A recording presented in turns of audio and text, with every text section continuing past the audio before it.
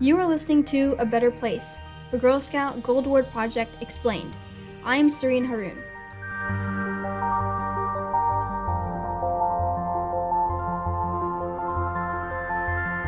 In today's episode, I want to explain the process of creating the question and answer session portion of the escape room.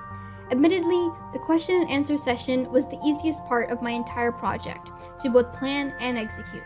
It perfectly fit into my introverted nature as I only had to email the potential panelists, and during the event itself, I only had to sit back and listen to what was being said. So besides the fact that I would definitely need a couple of minutes to calm down from the chaos of the escape room portion of the event, why did I decide I needed a Q&A session in the first place? Well, mostly because I saw the holes in my escape room.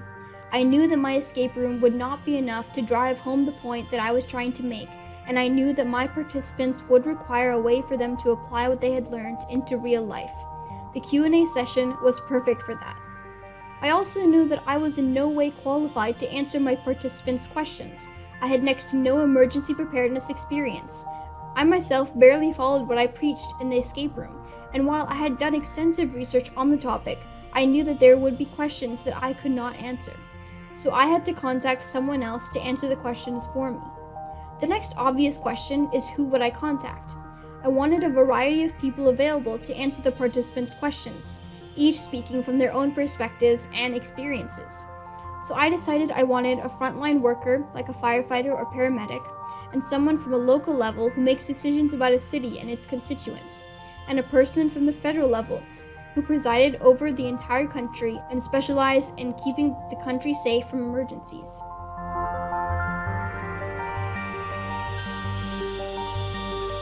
My panelists were Jerry Click, a City of Garland firefighter and paramedic, Amanda Fox, a City of Garland planning and preparedness coordinator, and Cindy Wers, a community education outreach specialist of the Mitigation Division from Region 6 of FEMA.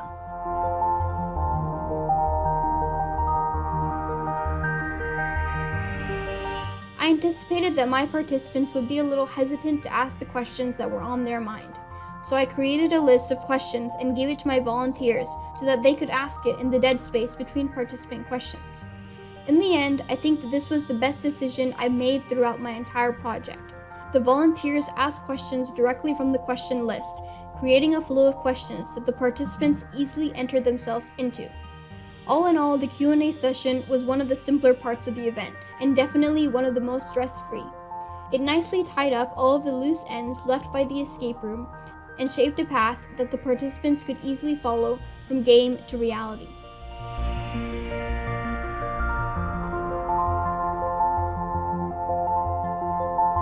Like always, I want to take a second at the end of this episode to thank some people. Today, I'm going to be thanking the volunteers in the escape room and Q&A session. Thank you to Gibran Haroon, Genevieve Hudlow, Leah Therakin, Ashley Michael, Isha Alam, Isra Ali Noor, and Rahma Abdul Hamid. It really would have been impossible for event day to have been a success without your help. You guys are the best.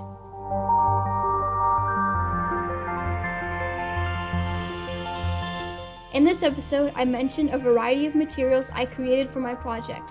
You can see each of these materials for yourself at sereneharoon.com/a better place. That's SereneHaroon.com/a better place, all one word.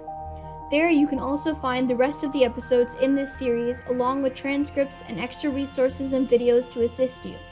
If you have any additional questions, there is also a contact form you can fill out to reach me.